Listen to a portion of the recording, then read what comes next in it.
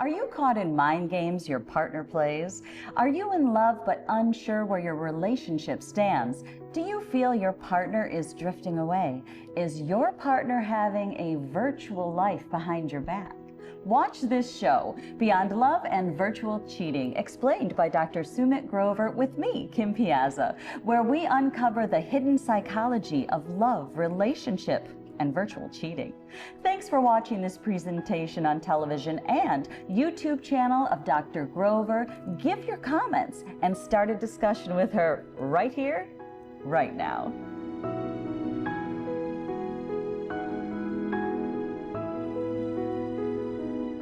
Welcome to the program. I'm Kim Piazza, happy to talk with psychologist Dr. Sumit Grover. We're discussing love versus relationship, especially with the rise of virtual cheating. Hey, Doc. Hey, Kim. So really looking forward to our little discussion here. And of course, when we're discussing love and relationship and cheating, the first thing I have to ask you is, please, please, please, define love.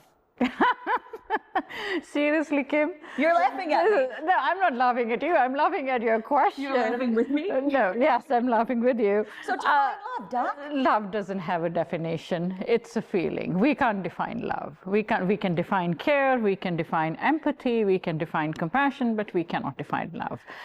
Thank God you didn't ask a question, are you in love? That would have been a tougher one, right? So the definition is you must have been in love some point, and that's the definition. So the definition of love is singular and personal. We can say that. It's a feeling, because every feeling is personal. Okay. So love versus relationship, or relationship in the context of love. That's kind of where we start to get a little messy, isn't it? Yeah, it's a little tricky, because what is a relationship? Love is a feeling. Relationship is a behavior. I think it's a behavior. It is an arrangement. It's companionship. You want to be with somebody in relationship. Like, for example, we say, you know what, I am in love with this person, but I can have a relationship with this person, or I may not be able to have a relationship with this person because of the situation. So that's where the difference is very clear.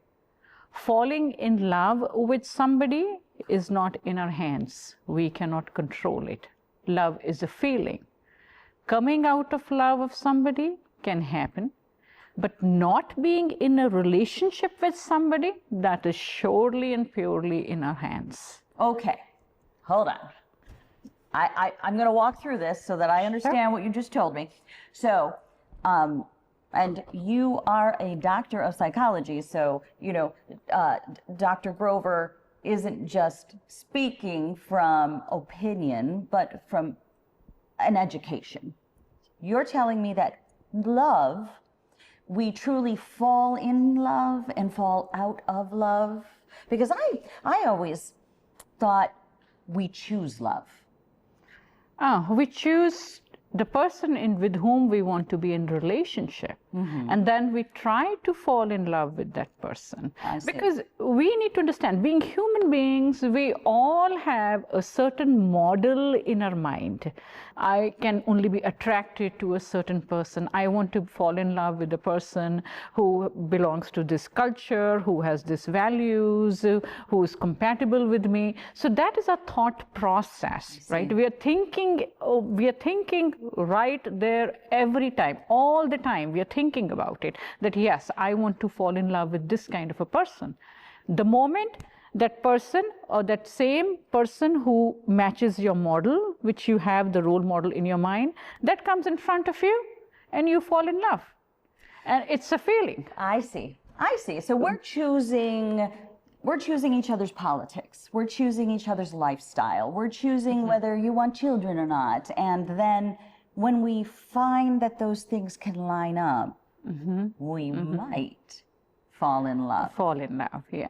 And then if we're lucky enough to fall in love and have a relationship and a companionship for whatever reason, in today's day and age, we find that we're struggling with not just cheating, but virtual cheating, which, all right, I'm going to ask you for another definition.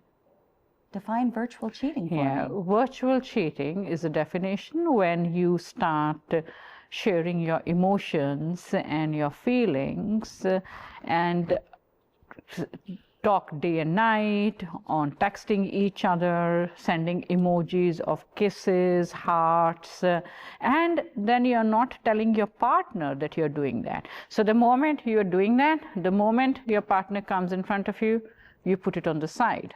Right? You're telling the people and you're telling the world, including your partner, she's just a friend, he's just a friend.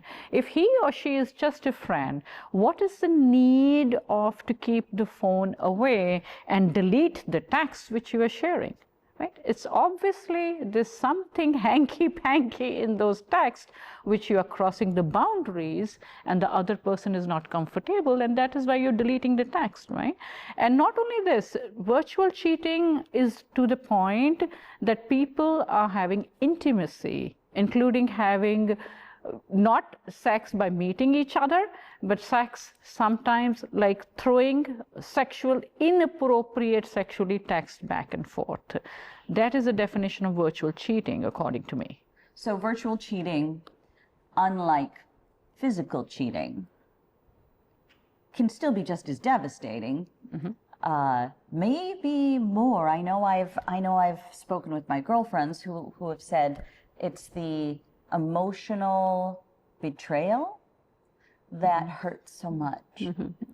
Because you say you are consuming your emotions, you are consuming your time, the time which you could have spent with your partner together. We all have time is less. We all are working hard in life. We all are struggling. Out here, if you are giving your time in and out by texting to the other person, your emotions you are consumed while texting, then of course you're crossing the boundaries. And above all, as far as virtual cheating is called, what I think is the intentions. Out here, your intentions are very clear that you want to go with that back and forth virtual texting or FaceTime or having those more than friendship emotions and feelings with the person. So we've talked a little bit about love and its lack of definition, and of course love is a choice versus falling in love, relationship, choosing the things we like. We find that person, we fall in love, we think everything's good, and one partner embarks on a virtual relationship that we don't know about. I think one of the biggest questions, and I speak for women, we're women, that women seem to have is, why did it happen and what did I do wrong? Is it my fault? Did I not meet their needs? And I think that's a real internal struggle, particularly for women. And I think it's going to be maybe one of the biggest questions that the viewers have for you, Doc, is why could I have done something different that this wouldn't have happened? Yes, many patients, they come to me and they say, Dr. Grover, I'm very upset. He or she shouldn't have fallen out of love with me and now he's in love with the other person. I know that. It's very clear. This is devastating. I did everything for this man. I don't know where I went wrong. What I tell them, there's nothing wrong with you. You are what you are. You are, when the person met you, you were the same. The only thing is, love is a feeling. Right? The feelings come and go. So out here, the person has fallen in love with somebody. It doesn't mean that you did anything wrong in this relationship. Now, whether that person want to continue relationship with that person with whom he has fallen in love with and end this relationship, or whether he wants to not be in relationship with that other person, that depends upon both of you, right? And there's nothing known as enforced relationship too. So falling in love is a natural process. The way most of us, the way we work, we date, right? We try to have feelings. We see whether we have feelings with that person or not. We set up a compatibility. Are we compatible with each other or not, right? And then we have a relationship. And then when we are together, sometimes we have feelings for each other. We fall in love. And then we enter the institution of marriage, maybe, right? So out here, there are various things. Love is a feeling. Dating and falling in love is something because you want to have a relation and settle down. Relationship is an arrangement. Marriage is an institution. So these are all the things, and virtual cheating is cheating. Cheating or virtual cheating is cheating. It's crossing the boundary. So out here, these all things are separate, and we put them together. Wow.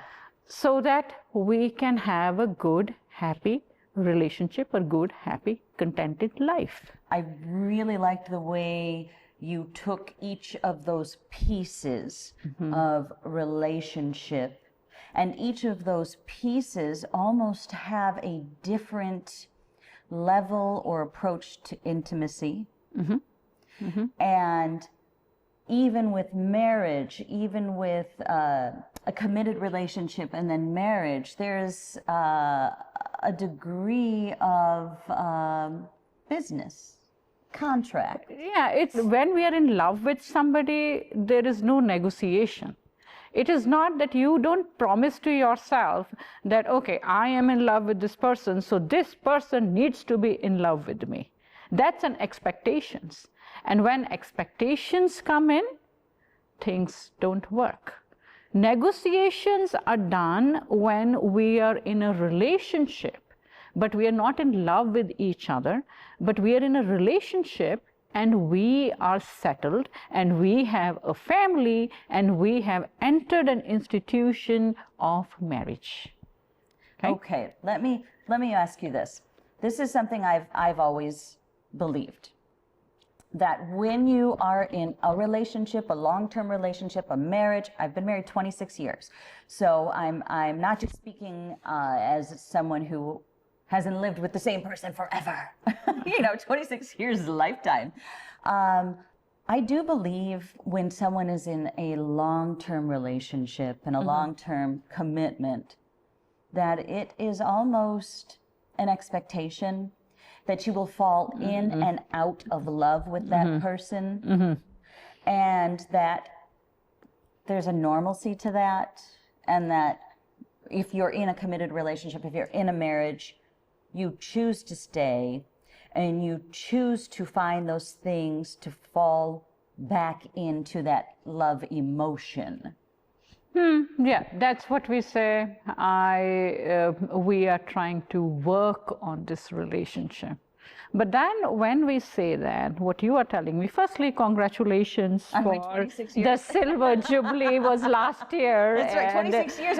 Congratulations for more than above of the Silver Jubilee of your marriage. This is very good to know that. Well, but out here, what you are asking me is that when we are in love with somebody, it's the pieces which I told you previously, they all go in a flow, right?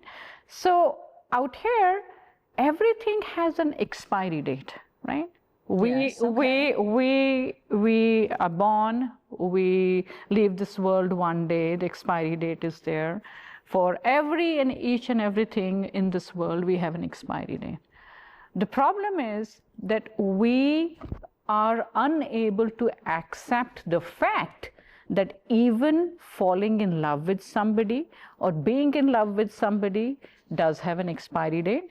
Even a relationship can have an expiry date, because if you look at it, every relationship has an expiry date, right? Sometimes relations end, sometimes one of the person leaves the world before the other, the relation is still ended, right? You become single, then you start again, correct? So everything has an expiry date. With person being in marriage or in a relationship, for them, they don't want that expiry date. That is where the problem starts. Oh my God, he is out of love with me, so that means this relation is going to end. No. Relationship is an arrangement. You both are happy together. You both have a good house, you have a family, your kids are growing, and you have grown together. So there are many other things, because relationships, they change. They change every day. They change year after year. It's with the same person I'm talking about. Yes. They change every day. The habits change, the likes and the dislikes change. Suddenly one of the person, he wants something else out of life. Then you negotiate and you carry on the relationship. Out here, where is love? There is nothing about love here. It is an adjustment. It is you are liking each other. Respect and intentions. These two words are very important in a relationship. Respect and intentions. Intentions to carry on the commitment.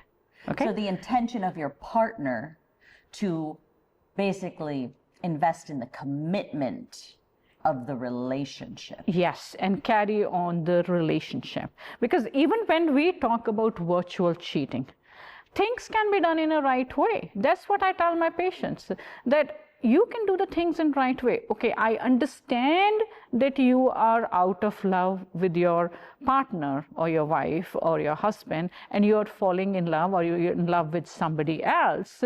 What I say, rather than acting on it, cheating on your partner, go to your partner and be honest. That's really Put scary. each other's eyes into each other and be honest.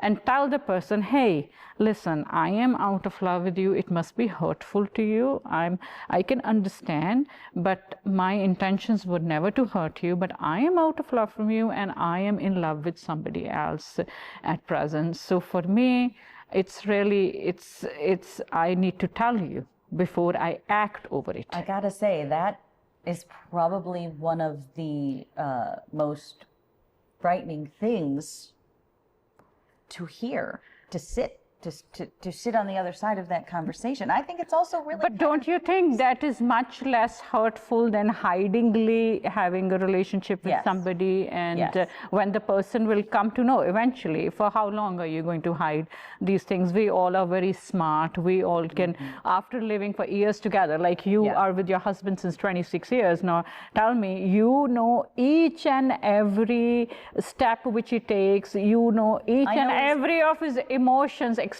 I know right? his mood by his footsteps. So you know that. So out here, we are smart enough. We do come to know. The only thing is that we're trying to push it under the rug, because we don't want it to come on forefront so that this relation can carry on. So, but they're not understanding mentally this relation and this marriage is already ended because the person has crossed the boundaries. So you're talking about coming to a place in our hearts, in our minds, mentally, where we can kind of normalize things end. Whether it's relationship, love, even friendships, things do end. Sometimes they end because people die. Sometimes they end because someone behaved poorly. Sometimes they end because people change. And perhaps we would evolve into more whole people if we normalized the notion that things end? Yeah, so many times it happens that when you started, you both were, your thinking pattern and your thinking style, lifestyle was the same, and then suddenly the other person grows faster than you, and then you want something else out of your life. Like a simple example, for you, you decided, okay, at this age, I want to take a retirement and I want to travel. And at that certain age, the person says, no, I don't want to travel. I'm okay sitting back here. I don't want to go by plane. I'm not interested. I'm happy in my house. So now that compatibility has gone missing. So we change, we ourselves, our personality, it changes every day, regularly. The way we change, the other person, the relationship change, and the other person is also changing. And the relationship, you know, what you just described, I think that's probably a pretty common thing, where one partner has this desire for peace and quiet, and the other partner now has a desire to do all the things they didn't do. And that's actually, it's almost not fair to both partners to have to give up that need, right? So if I want to travel and see the world and my partner says no, it's not fair to me. But it's also not fair for me to expect my partner to give up the peace that they feel by not doing maybe what I choose. Yeah, but out here you are talking more about what I would like to say. We are talking about being happy here. If you are not happy in this relationship, if you are not happy yourself, how can you make the other person happy? And then what you are talking about, there's a big word which comes fair, not fair, what I will say sacrifice. Yeah. Okay. I will sacrifice, if you don't want to travel far off to Australia or to Asia, 14 hours flight, I will sacrifice, we can travel to Florida, which is a 2 hours, 3 hours flight, right? Okay. Out here you're sacrificing because you want to retain and maintain this relationship. Yeah. The question here is, are you happy while you're making this sacrifice? Yeah, right. Yeah. Are you happy? Right. Because if you are not happy making this sacrifice, then this relationship is not working. Then it's done. It's done. And then still for you, it's hard to accept because it's a big thing. It's you're married. You're together for years together. Your kids are there. You have grandkids now. Right. Right? So you don't want your kids, your family, grandkids to go through that. And you don't want yourself. to blow up what you've established. Yeah. You have worked hard over it. So out here, a point comes when the flow, the natural flow is disturbed now. So out here, even if you're trying to work hard over it, what are you going to try to work hard over it? Are you going to do negotiations here? Right. Okay. So let me bring something else up then. There are lots of people who are on television. There are lots of people with podcasts. There are lots of people on the radio. They're all doctors. They all have opinions. There's I won't say the name. There's a very famous doctor who in this doctor's podcast insists that when a marriage is breaking down and when one partner cheats, whether it's virtual cheating, emotional cheating, or actual physical cheating, this doctor insists it's because the other spouse was neglecting them, ignoring them, choosing not to meet their needs. So really placing the blame not on the cheater, but on the one who was cheated on. Because that's a defense mechanism. Right? We all, who accepts in this world, tell me one person you've come across who accepts their mistakes. Yeah. Yeah. But I'm sure from inside that person knows that yes, there's a difference between right and wrong. Cheating is a behavior. It is a wrong, inappropriate behavior. If you are out of love with somebody, once again, I will repeat, have guts to go and tell the person and do it in the right way. It's okay. It's okay. It is one life. I understand it's one life, right? But you can do things in the right way. You had enough respect for your partner to enter into this relationship. And to end respectfully. So keep that respect. Yeah. Right. Okay. Respect. So that brings us to another point that I know is really important and something you wanted to discuss, which is self-respect in relationship. Self-respect. So self-respect for the person who is still in love and self-respect for the person who fell out of love. I mean, that's like a whole thing too. Self-respect is something which is for yourself. Yeah. There are issues when people, I have seen such kind of patients. They know that their husband or wife has cheated upon them, right? And they have evidence to, and the other person has accepted to, right? But they don't want this relation to end. So are you referring to like what people might call an open relationship? No, open relationship is different. Okay. Open relationship is that they have made unwritten contract with each other that you can carry on and have relationships outside this marriage. I am okay with it. I am fine, and we can be married too, and we love each other, and we are good together too. That's the definition of open marriage. I am talking about when a person is cheated upon the husband or wife or a partner, and they do tell also, and they accept it too. Yes, I have cheated upon you. It is not only virtually, I've cheated, I've met the person, I've crossed the boundaries. The other person is not ready to accept it, and they try to bring about changes in themselves. They compare themselves with the person with whom their partner has cheated with, and they change their hairstyle, they change their habits. No, we will make it work. They try to become that person. There's a desperation. So, desperation because they don't want to end this relation, so they diffuse their personality. They're diffusing their personality. So out here, they are not only losing their self-respect for who they are, but also they are losing the self-respect that the other person has cheated upon you. Why do you still want to be with that person? Retain your self-respect. Right. Stop, take charge of your life. There's a lot of landmines there, doctor. It seems to me that if I could learn something from what you're saying is that it hurts when things end, but things end. Things end, and if you think things are going to end it in a right way with respect to each other. And in the context, I'm going to go back to virtual cheating.